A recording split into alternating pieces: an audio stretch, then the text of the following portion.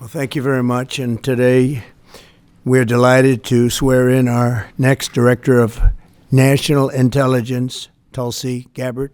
Most of you know Tulsi. She's a fantastic woman. Tulsi, I want to just congratulate you, your husband, Abraham, your sister, and all of your friends. A lot of friends here. You have a lot of friends. I noticed that, huh? I'm grateful. They were all fighting for you. It worked out very well. Tulsi Gabbard's an American of extraordinary courage and exceptional patriotism. She's devoted her entire life to public service, and I've watched her for years on different shows and everything. I said, she's a woman of great common sense, and, we like the common sense. It's a word that's being used a lot. I think we started it in terms of politics, but it's a word that's used a lot. It's usually pretty effective, too, and you really are. I've watched you even on Larry King. You're very young. I don't know how you were Larry King, but you're very young. But you were, and you always had the situation covered properly. At 21 years old, Tulsi became the youngest woman ever elected to the Hawaii State Legislature. After 9/11, she joined the Hawaii Army National Guard and deployed abroad 3 times and highly respected by everybody. So many people writing in letters saying she was so exceptional even then. She continues to serve as a lieutenant colonel in the U.S. Army Reserve, and Tulsi also served 4 terms in the United States House of Representatives, where she was a member of the House Armed Services Committee. She is a former vice chair of the National Democratic Party. Can you believe that? And here she is. That's very nice. We have a few of them. But she was never a Democrat. She was, at heart, she was a Republican. I watched her. And was a 2020 Democrat candidate for President of the United States. It's not easy, right? It's not so easy. People think it's easy. It's not easy. Throughout her service, Tulsi has always distinguished herself as a leader of the highest caliber. She's earned the respect and admiration and love of Americans on both sides of the aisle as her profound commitment to the values that keep us free, and she really does have those values as much as anybody. In recent years, Tulsi has been a courageous and often lonely voice speaking out against radical left's attacks on free speech and the dangers of an unelected deep state. And I have to say she was very, very strong for me when I was going through all of the fake news and all of the problems that we had with some very sick people. She was always out there. Before I really knew her as well, she was out there defending me, so I appreciated that, Tulsi. But the threat of a warmongering military-industrial complex and the weaponization of government and governmental people that go out and persecute. They like to persecute people that are innocent. Tulsi herself became a target of that weaponization when she was outrageously placed on a suspected terrorist watch list by the Biden regime. It's a very evil regime after criticizing their appalling abuses of power. And I'm confident that as Director of the National Intelligence, Tulsi will work tirelessly to keep America safe. And she's been doing that her entire career. I think it's going to be a very natural day for you when you walk in. It's just have to keep the way you are. Just stay the way you are. She'll be clear-eyed and she'll be focused on the threat of radical Islamic terrorism and lots of other threats, too, threats from within, and give no quarter to America's foreign enemies. At the same time, I'm entrusting Tulsi with the responsibility of overseeing urgently needed reforms to the U.S. intelligence community to protect the rights and the civil liberties of all Americans. She'll provide the American people with transparency, eliminate corruption, shrink the bloated bureaucracy, and restore honesty, integrity, and trust to the national security state. There's only one thing I can say, that there's nobody like her for this job. This was a very easy one for me. She was recommended by some of the top people in that world. It's a little world, It's a little smart world. It sometimes can be an evil world when the wrong people are there, but we have the right one. She's had so many great recommendations. I would say Pam was right up there with her, Pam Bondi. She had a lot. I know her a little bit better, and you're doing a fantastic job after about 3 or 4 days, right? You've had a lot of experience, but you've never seen anything like this, Pam. But you're going to do fantastic as the Attorney General, fantastic.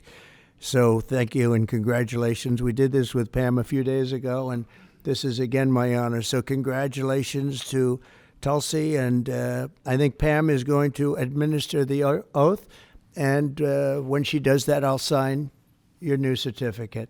Good. Thank you. Thank you very much, everybody.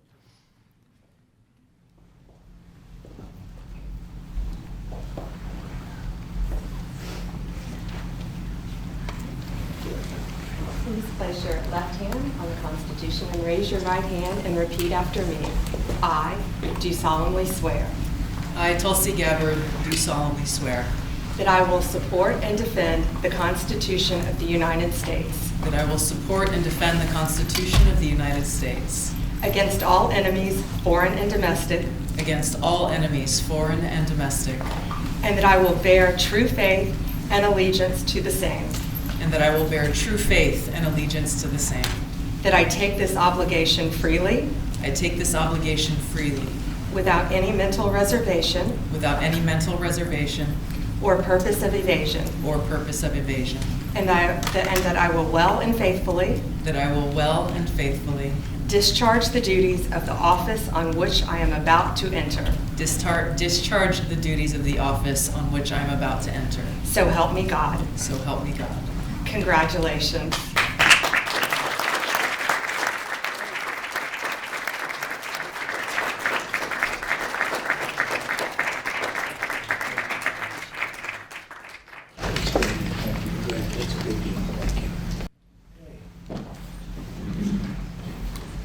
How's the Oval Office looking? A little different look, right? It's the Oval Office. Yeah, we got a good one here.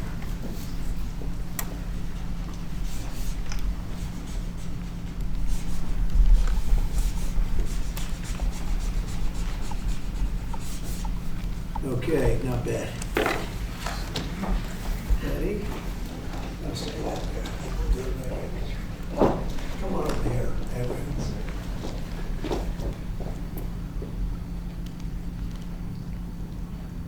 Okay, I'm sure there are no questions. You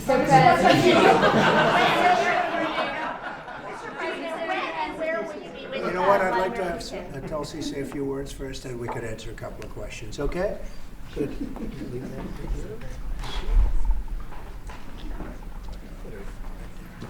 That's good.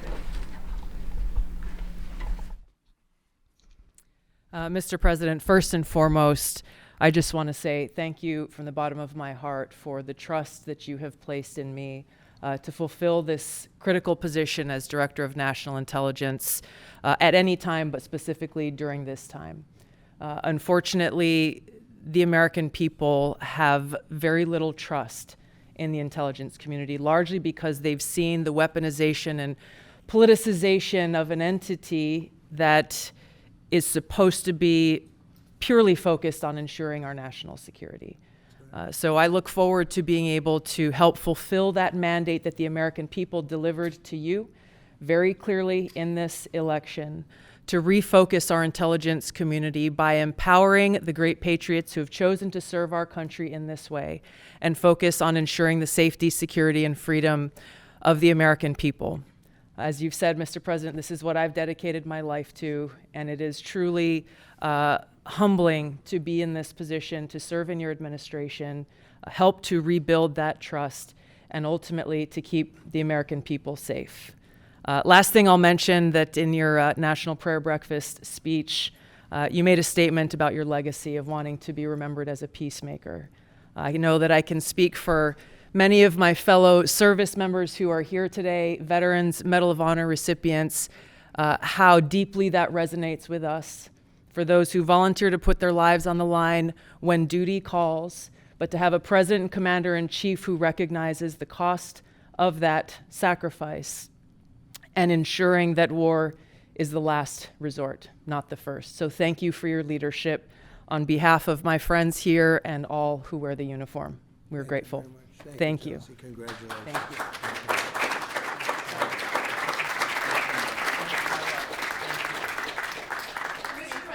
When and where do you plan on meeting with Vladimir Putin, and were there any preconditions set to agree to this meeting? No, we had a great call, and it lasted for a long time, over an hour this morning. I also had with President Zelensky a very good call after that.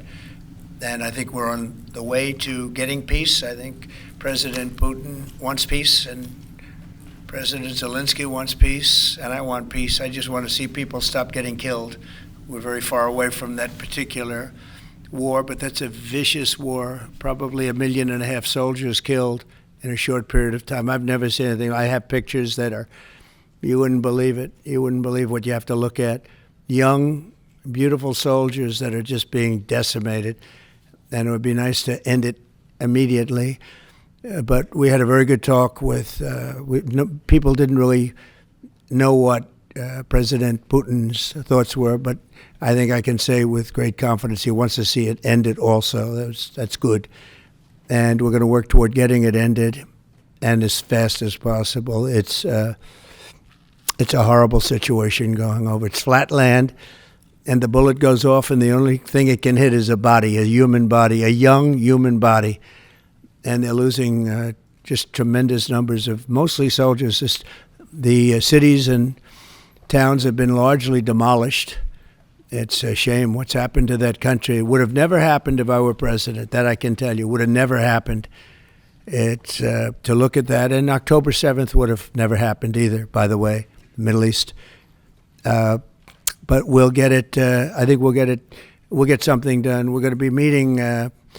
Actually, tomorrow they're meeting in Munich, as you know, and we're going to have some other meetings. And I'll be dealing with President Putin largely on the phone, and we ultimately expect to meet. In fact, we expect that he'll come here, and I'll go there, and we're going to meet also probably in Saudi Arabia. The first time we'll meet in Saudi Arabia, see if we can get something done. But we want to end that war. That war is a disaster. It's a really bloody, horrible war. Saudi Arabia, the first meeting will happen. I think so. We think we're going to probably meet in Saudi Arabia, the first meeting.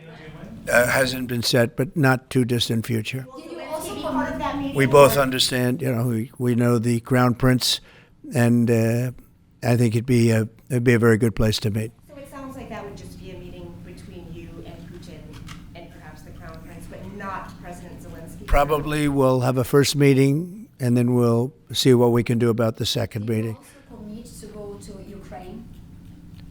What about Ukraine? Did you commit to go to Ukraine? No, I haven't. I haven't committed to go to Ukraine. I would think about going. Yeah, I'd think about it. No problem. You say today, Mr. President, that they received your vision. What is your plan to end this war? Like today, Secretary... Well, I'm not going to tell you my plan. I can just tell you we've made a lot of progress. This should have been done by Biden, not by me, because this has been going on for now a long time, years. And it should have been done by Biden. Just like the young gentleman that I brought home yesterday after 2 weeks. We worked on it for 2 weeks. He was a fine man, and he was in there for 3.5, almost 4 years, and they weren't able to do a thing, and I got him out. And as you know, I didn't pay $6 billion. I didn't pay anything. We did a trade, and we did a good job. We got him out in 2 weeks. It should have been out years ago. Really should have been out years ago. Oppose NATO membership for Ukraine? I don't think it's practical to have it, personally. I know that our new Secretary of Defense, who's excellent, Pete, made a statement today saying that he thinks it's unlikely or impractical. I think probably that's true. I think long before President Putin, they said there's no way they'd allow that. This has been going on for many, many years. They've been saying that for a long time, that Ukraine cannot go into NATO. And I'm okay with that. I just want the war, whether they are or they're not. But it certainly would seem to be that most people have said that is something that's not going to happen. Are you freezing out President Zelensky of this process a bit? Isn't there a danger of that? No, I don't think so, as long as he's there. But, at some point you're going to have elections, too. You're going to have an election. He says he wants security assurances, Mr. President. What does that look like? In terms of what? If the war were to end, he says he wants guarantees of security. We'll see what that means. I think when the war ends, one thing he was very strong about, if it ends, he wants it to end. And that's President Putin said that. He wants it to end. He doesn't want to end it and then go back to fighting 6 months later. We talked about the possibility, I mentioned it, of a ceasefire so we can stop the killing. And I think we'll probably end up at some point getting a ceasefire in the not too distant future. Do you expect Ukraine? Say it, what? Do you view Ukraine as an equal member of this peace process? It's an interesting question. I think they have to make peace. Their people are being killed, and I think they have to make peace. I said that was not a good war to go into, and I think they have to make peace. That's what I think. Why did you decide to provide talk support to Ukraine? Would you support Zelensky ceding territory or exchanging territory in any agreement to end the war? Well, he's going to have to do what he has to do, but, you know, his poll numbers aren't particularly great, to put it mildly. He's got a country where, you know, it's been savaged and attacked, and he's got an army that's been very, very brave, actually, despite the fact that, you know, we've given him, in my opinion, $350 billion. That's what the real number is. You don't hear that number. And Europe has given, in my opinion, $100 billion. And they've done it in the form of a loan. And I have a Secretary of Treasury right now who's actually quite brave. He's over in Ukraine on a train. And there's a lot of things happening around that train that aren't so good. And he's going there to get a document done where we're going to be assured that we're going to, in some form, get this money back, because we're putting up far more money than Europe, and Europe is in far more danger than we are. We have an ocean in between. Europe has nothing in between. You know what they have in between? They have Ukraine in between. So wait a minute. So, as you know, Europe is putting up money, and they're getting it in the form of a loan. And the United States under Biden didn't do loans. They just handed money every time somebody walked in from Ukraine. They just handed them money foolishly. This should have never happened. It should have never started. And once it did, other things should have happened. Other things should have taken place. So we're getting security on our money. We're going to have it secured by, they have rare earth, and they have oil and gas, and they have a lot of other things. And we're asking for security on our money. So does it mean you are not sending any more They've agreed to it. Ukraine has agreed to it. Does it mean you are not sending any more aid to Ukraine? No, we are, but we want it secured, and the money is going to be secured. When would the U.S. stop sending funding? When would the U.S. stop sending funding? Because if we didn't do that, then Putin would say he won. We're the thing that's holding it back. And frankly, we'll go as long as we have to go, because we're not going to let the other happen. But President Putin wants to have peace now, and that's good. And he didn't want to have peace with Biden.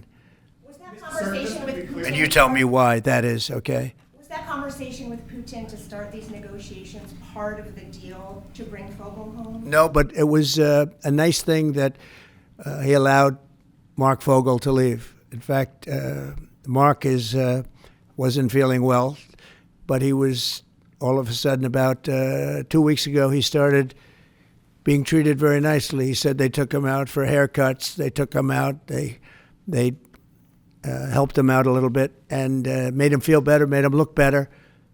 And they were nice to him. And he said, I saw something happening. And it coincided with when I came into office. So that was nice. And he's a fine person. He was so happy to be out. He was there for 3.5 years plus, and he shouldn't have been there at all. They should have had him out much faster than that. Wait, go ahead, please. Sorry, sir, just to be clear, do you see any future in which Ukraine returns to its pre-2014 borders? Well, I think Pete said today that that's unlikely, right? It certainly would seem to be unlikely. They took a lot of land, and they fought for that land, and they lost a lot of soldiers. But it would just seem to me, and I'm not making an opinion on it, but I've read a lot on it, and a lot of people think that that's unlikely. Some of it will come back. I think some of it will come back. Yeah, some of that land will come back. Who Who are you with? Me. Yeah. AFPs. You who? AFP, Agence France Presse. Okay. I just wanted to ask you, the things that the Secretary of Defense was talking about, the 2014 borders and the lack of NATO membership. Ultimately, these are both demands that Russia has made in the past. Is there not a danger of handing Russia a kind of win on this? And what Well- do you believe Zelensky will Well, I think that if you look at the war, the way the war is going, you'll have to make your own determination. I'm just here to try and get peace. I don't care so much about anything other than I want to stop having millions of people killed. Last night, Kiev got hit very, very hard. I want to see people stop getting killed. That war is ridiculous. It should have never happened, and it would have never happened. Yeah, a couple of more questions. Are you planning to sign today? Are you planning to sign an executive order on reciprocal tariffs, sir? Yes, I am. In fact, I may do it today, and if I do it today, I could almost do it right now. Would you like me to talk about it now? I don't want to take anything away from this young lady's day, because this is her day, and I may do it later on, or I may do it tomorrow morning, but we'll be signing reciprocal tariffs. The world has taken advantage of the United States for many years. They've charged us massive tariffs that we haven't charged them. And as you know, I just did something on steel and aluminum, 25%. That'll go up at some point, but 25%, which will level the playing field quite a bit. I did it previously 50%, and Obama was very weak, and Biden was even weaker on steel. The steel was just absolutely, it really started with Obama. The world really took advantage of us, and then that morphed into Biden. And what they did was he was so worried about trying to attack his political opponent that he didn't know what he was doing with respect to countries taking advantage. He should have looked at the countries, both friend and foe, taking advantage of us. So we're going to be doing reciprocal tariffs, which is whatever they charge, we charge, very simply. But we're going to be... Considering exemption, talk about widespread fraud and abuse. Oh, yeah, tremendous fraud. There's tremendous fraud. And it's hard to believe that you can have that kind of fraud. You're talking about are you talking about what? Wait. Which are you talking? You're talking about with regard to all of the investigations that are going on about this stupidity. What we're going to do is tomorrow I'm having a news conference. I'm going to read to you some of the names that hundreds of millions and even billions of dollars have been given to. And if you tell me that we should be giving money to those things, those entities, I think you'll probably have to leave as a reporter because you're not very talented. When you look at the kind of money, billions and billions of dollars being thrown away illegally, and there's no chance. I mean, I say it in front of our Attorney General, there's no chance that there's not kickbacks or something going on. When you give millions and millions of dollars to somebody that stands to look at something for 15 minutes and walks away with millions of dollars, that money's coming back in some form. And that's only one form of corruption. The biggest thing is what they do to our country. They're taking massive amounts of money and spending it on items. I went through a list of 200 expenditures that were made, and I found 3 that looked like they were reasonable. Okay, 3. And we'll be talking about that tomorrow. We have a lot of stuff. And I want to commend Elon because he's done he doesn't need this. He's abused by you people every day. He's found more things than anybody could find. I think he's got the credibility to do it. I know he does. And it's his group of people. They started off with 12. I call them 12 geniuses. They started off with 12, and they went to 20 and 25, and now they're up to almost 100. People are joining to help them because there's a massive fraud that's taken place. And then you have judges that are activists, and they sit there and they say, as an example, $59 million going to a little small group in New York City. You get nothing going to North Carolina to help nothing. They say, we don't have any money because they've given it away on the border. But you have nothing. What they did to North Carolina is a shame. And then they sent $59 million to New York City for a hotel for a little bit of nothing. What they've done, a hotel that was not luxury, that's getting luxury rates for migrants, where they're making a fortune, and we catch them. But a judge says, well, even though it may be a fraud, you have to send the money in anyway. Send the money. I said, wait a minute. We have money that shouldn't go because we caught it before it was sent out, but they want the money to go anyway. And I I think you're going to have a lot of things to look at, Pam. I really do. What's going on with this whole thing? And this is just one group. We haven't talked about Department of Education. We haven't talked about the military. We haven't talked about a lot of things that are very big. And what's happened is, as an example, you'll have cases where you have a 3-month contract, and maybe the guy that signs the contract leaves. Maybe he gets rich. All of a sudden he leaves for that reason. But you have a 3-month contract, and maybe he leaves. So the contract is sitting there, and the people signing the checks don't know it's 3 months, and it goes on for years.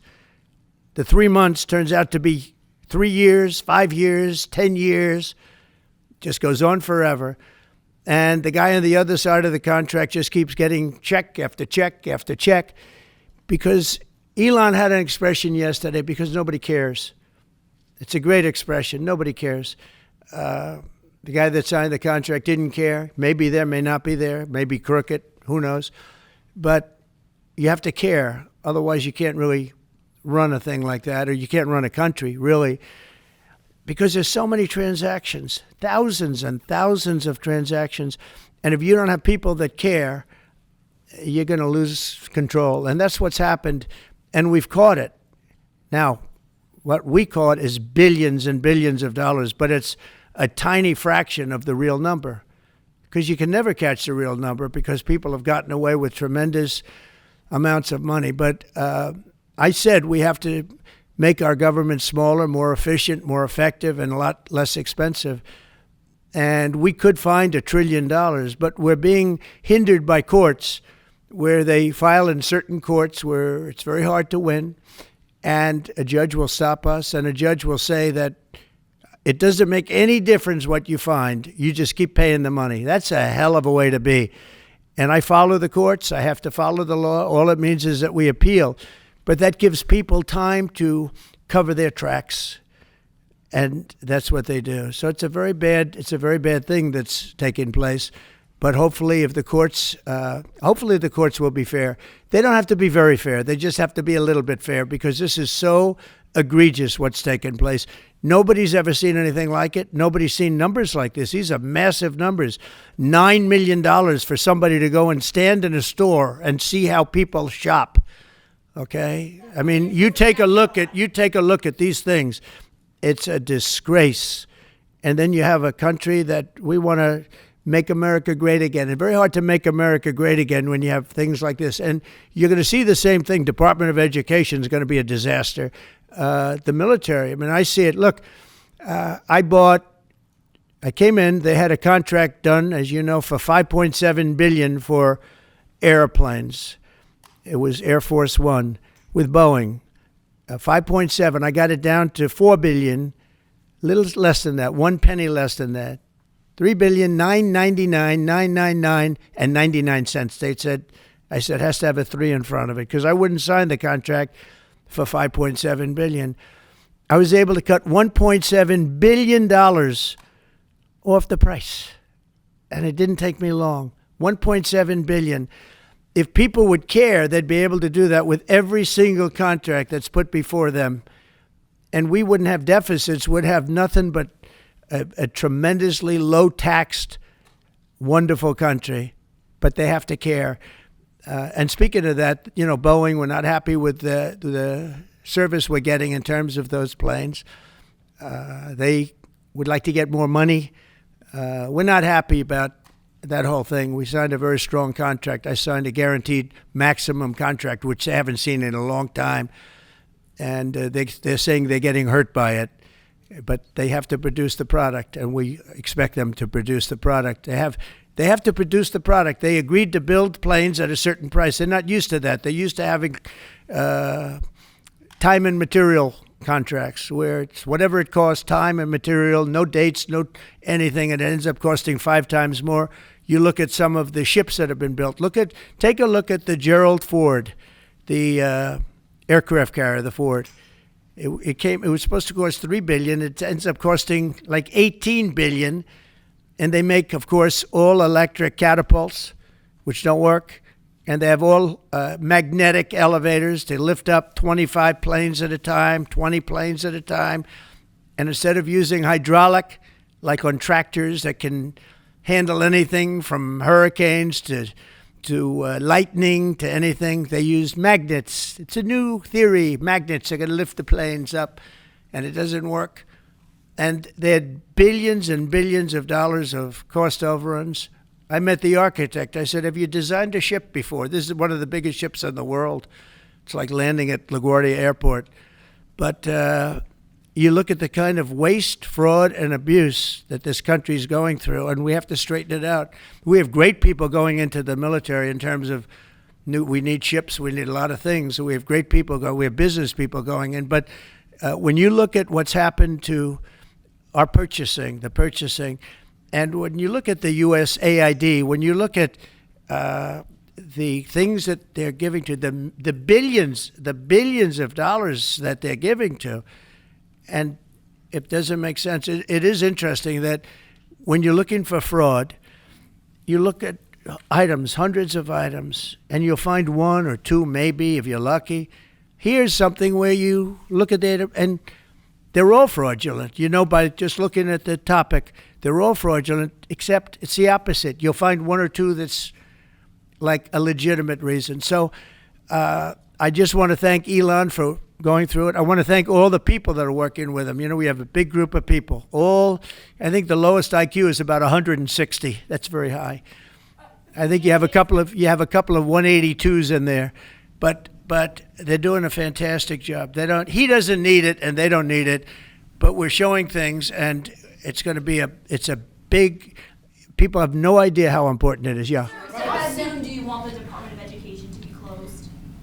Oh, I'd like it to be closed immediately. Look, the Department of Education's a big con job. We're ranked, so they rank the top 40 countries in the world. We're ranked number 40th, but we're ranked number 1 in one department, costs per pupil. So we spend more per pupil than any other country in the world, but we're ranked number 40. We've been between 38 and 40. The last time I looked, it was 38, and then I looked 2 days ago, it came out the new list. It came out at number 40, so we're ranked 40. Norway, Denmark, Sweden, I hate to say it, China, as big as it is, it's ranked in the top 5, and that's a primary competitor. We're ranked number 40. So if we're ranked number 40, that means something's really wrong, right? And I say send it back to Iowa, to Idaho, to Colorado. Send it back to places that, and a lot of Indiana. You have a great new governor. You have a great senator that Jim Banks just got elected. You got great people. I'll tell you what, Indiana is going to be fantastic. We probably have 35, maybe 37 states that will do as well as Denmark, Norway, Finland, Sweden. They'll be just as good. Then you have the ones that we all know about. It'll be the same story. But you know what? Even they will be good. Because you look at New York, you give it to Westchester County, you give it to Long Island, you give it to Nassau County, you give it to Suffolk County. Same thing you go out to, and you give it to upstate New York. So you'd have 4 or 5 sections. You give it to Manhattan. Manhattan's a little bit tougher.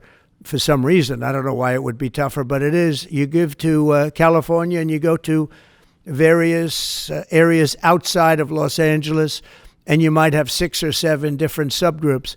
But generally, like if you go to Iowa, you give it to Iowa. You don't have subgroups, you have Iowa.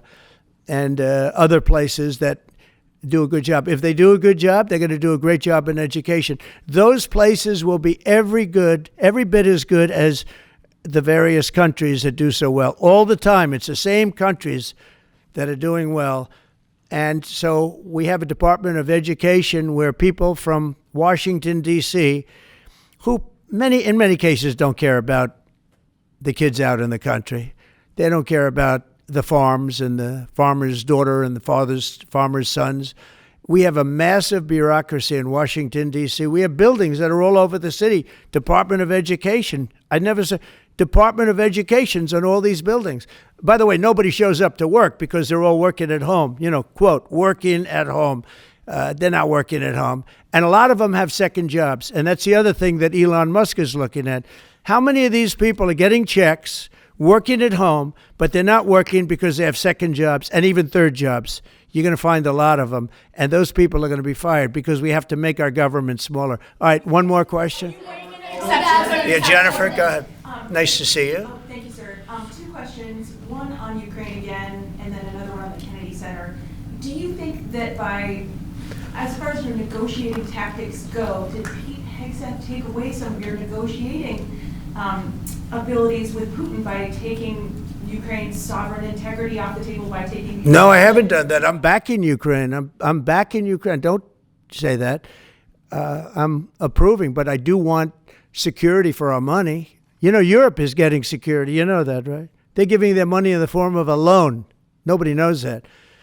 And why are we at 350 billion and Europe, which doesn't separate with an ocean like we do, we have a little thing called an ocean in between.